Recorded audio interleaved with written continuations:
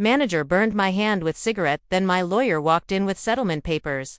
What if one single moment could shatter everything you've ever known about trust and betrayal? What if, in that instant, you realized that the person you once considered your protector was the one who would break you? Hey, my name is Hazel. I had never imagined that my life would come to this, a place where humiliation became the defining moment. That day started like any other. The smell of grease and burnt coffee permeating the air as I bustled through the kitchen of the restaurant. It was a place I had worked at for years, and even though I wasn't proud of it, I had come to see it as home. The clatter of plates and clinking of silverware were the rhythms of my everyday life. But that day, everything would change. It wasn't the busy dinner crowd that made my heart race. It wasn't the rush of orders flooding in or the need to please demanding customers. It was him. My manager, Mark. The man who had always made his superiority clear. The man who thought his position gave him the right to do whatever he wanted, even if it meant hurting people. As I approached his table to drop off his meal, he leaned back in his chair and looked at me with that smirk I had come to hate. His hand, holding a cigarette, came dangerously close to my skin. He flicked the ash just a little too hard, and suddenly, the searing pain erupted across my hand. I froze. The burn was sharp, immediate, and it felt as though my skin was being shredded. But what shocked me more than the physical pain was his reaction. He didn't apologize. He didn't flinch. He didn't even seem to care. His eyes met mine, and I saw nothing but indifference. He simply flicked the cigarette away and smiled, an arrogant grin that made my stomach turn. "Who's the clumsy one now?" he mocked, his voice loud enough for the other employees to hear. The embarrassment hit me like a wave. How could he do this to me, right in front of everyone? How could someone in a position of power be so cruel, so careless? I wanted to scream, to yell at him, to walk out of that restaurant and never return, but I couldn't. I was trapped in this cycle of abuse and humiliation. My job, my livelihood, depended on putting up with him. I had no choice, or so I thought. I managed to smile, the muscles in my face feeling tight and unnatural. "Is there anything else I can get for you, Mark?" I asked, forcing the words through gritted teeth. He didn't even acknowledge my pain. He just waved me off, dismissing me like I was nothing.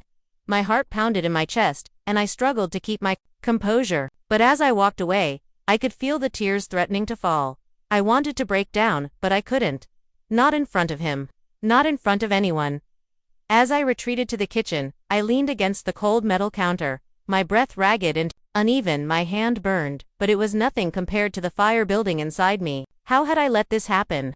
How had I allowed someone like Mark to treat me this way? But there was more than just the physical pain. The deeper wound, the one that had been festering for so long, was the realization that I had been letting people treat me like this for years.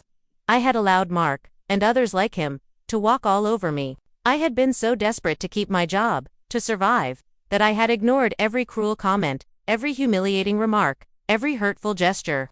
I had been complicit in my own suffering. And then, the realization hit me hard. I didn't have to keep living like this. I didn't have to endure this humiliation any longer. Will I choose to stay silent, or will I take control of my own story? I knew deep down that the answer was clear. I couldn't let this define me anymore. I couldn't let Mark's cruelty or anyone else's opinions dictate my worth. But the question that lingered was this: how would I do it? How would I find the courage to take control of my life when I felt so powerless? That evening, after I finished my shift, I stood in front of the mirror in my small apartment, staring at the burn on my hand. It was painful, but it wasn't the worst injury I had ever faced. The worst wounds were the ones no one could see, the emotional scars that had built up over years of self-doubt and humiliation. I didn't know how I was going to change things, but I knew one thing for sure. I wasn't going to let Mark, or anyone else, treat me like I was less than human. The first step toward taking control had already begun, but the road ahead would be anything but easy. The days after that incident felt like a blur. I tried to push the anger and the pain aside, telling myself that it was just a moment, a one-time thing, but I couldn't shake it. Every time I reached for my uniform, every time I put on my apron and walked into that restaurant, the burn on my hand flared up in my mind. It wasn't just the injury, it was everything else, too.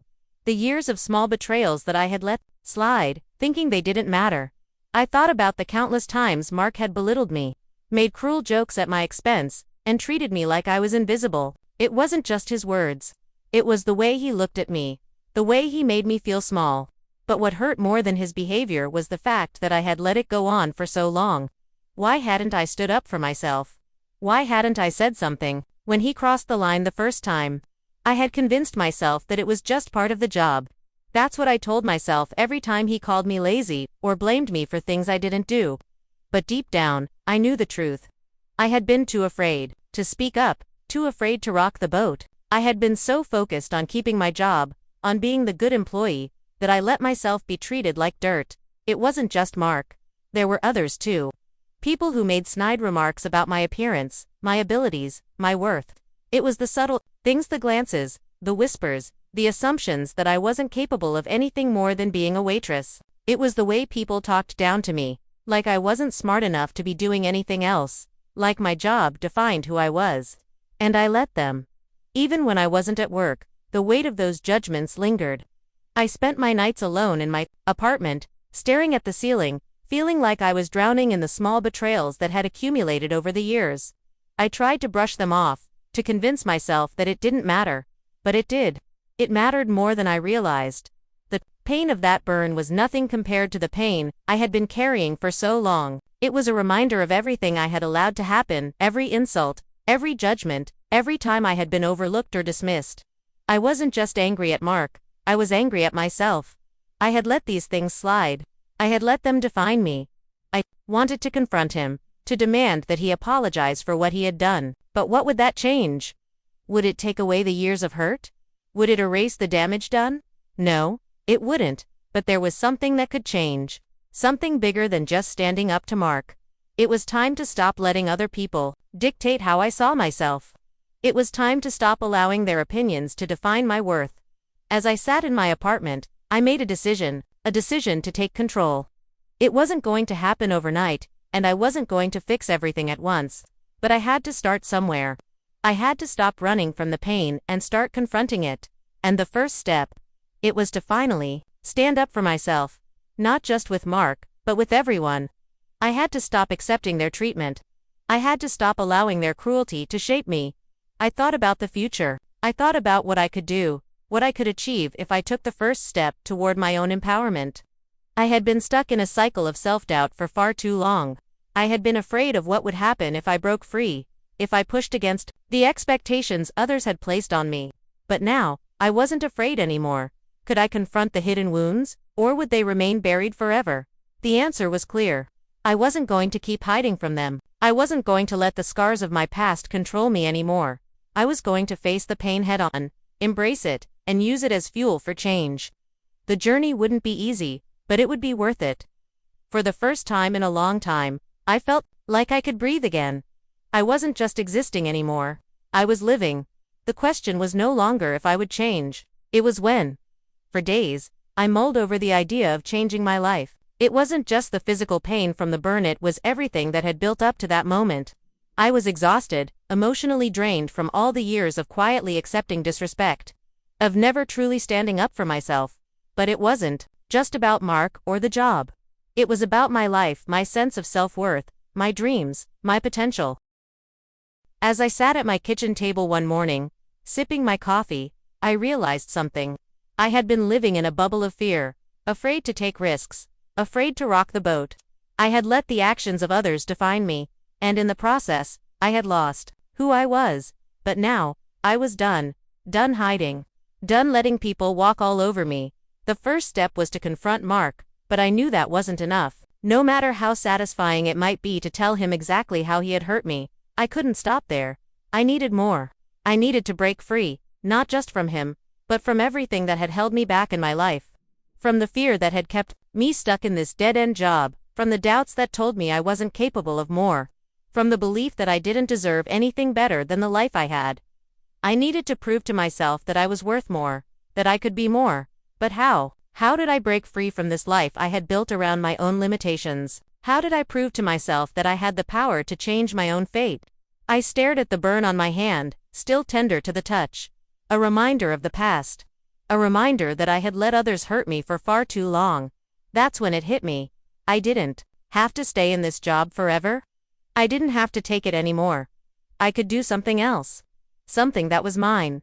I had always wanted to start my own business. I had dreamt of owning a place where I could create a positive work environment, a place where people were respected and appreciated. But I had always told myself that it wasn't realistic, that it was too big a dream, too far out of my reach. But what if it wasn't?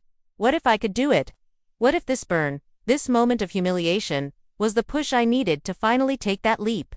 I had been so afraid of failure, so afraid of stepping into the unknown. But now, I realized that the real failure would be to stay stuck. The real failure would be to continue to let my life pass me by, to let others control my narrative. No more. I grabbed my phone and started researching business ideas. I thought about what I was passionate about, what I could offer the world. I didn't need to have everything figured out right away. What I needed was small, actionable steps that would get me closer to my dream. The more I researched, the more I realized that starting a business was possible. It would take time, it would take effort, but it was achievable. And that's when I decided I was going to take control of my future. But what about Mark? What about my workplace?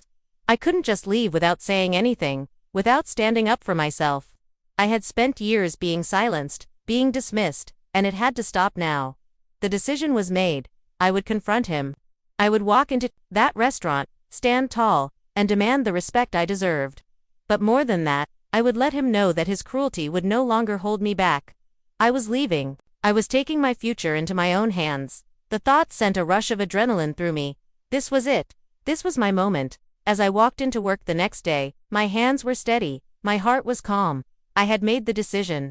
It wasn't going to be easy, but I was ready to face whatever came next. When Mark saw me, he raised an eyebrow. He didn't know what was coming, and for the first time, I didn't care.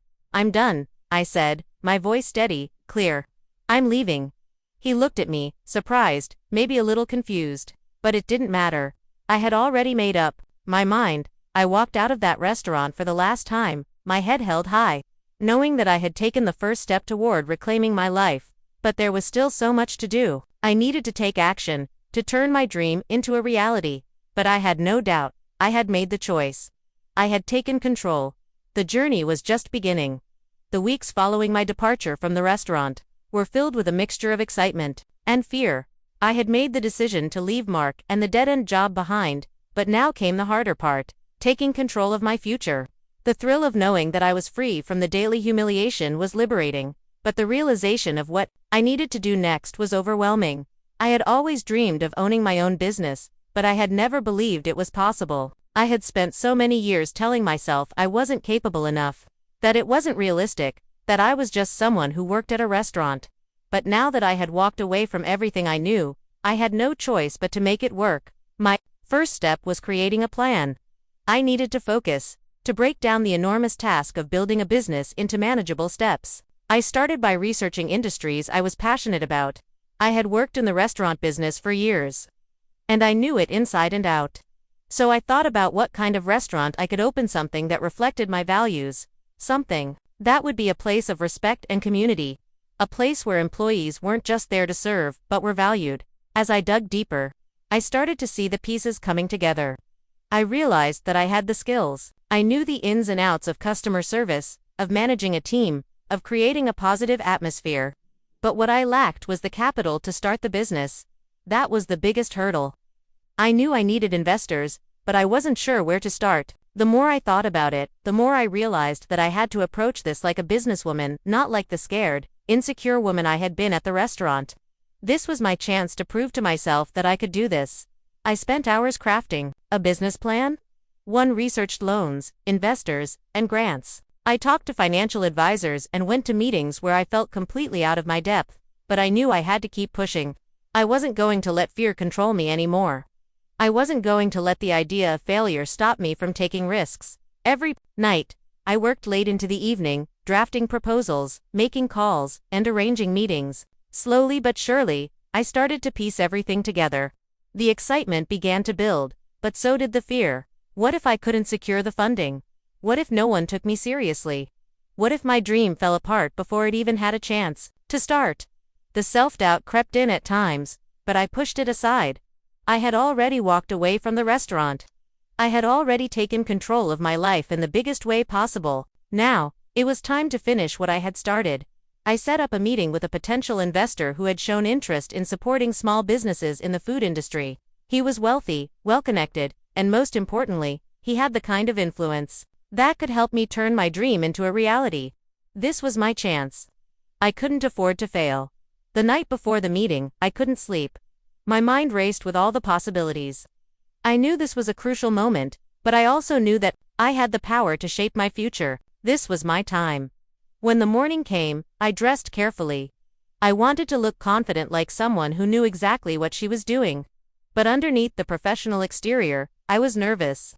I was about to step into a room with a man who could make or break my dream. My hands shook as I rehearsed my pitch, but I wasn't going to let my nerves control me. I had prepared for this moment, and I was ready. The meeting took place at a sleek downtown office, and as soon as I entered, I felt the weight of the space. The man, Mr. Thompson, greeted me with a firm handshake, his eyes scanning me with quiet curiosity. We started the conversation, and as I laid out my vision for the restaurant, I could feel his skepticism. He asked tough questions, ones that made me doubt myself for just a moment. But I refused to let it show. I had answers. I had plans. I knew this business inside and out. And I wasn't going to let him see the doubt I sometimes felt. As the meeting progressed, I began to feel more confident. The conversation shifted from the details of my plan to the bigger picture, why I was doing this.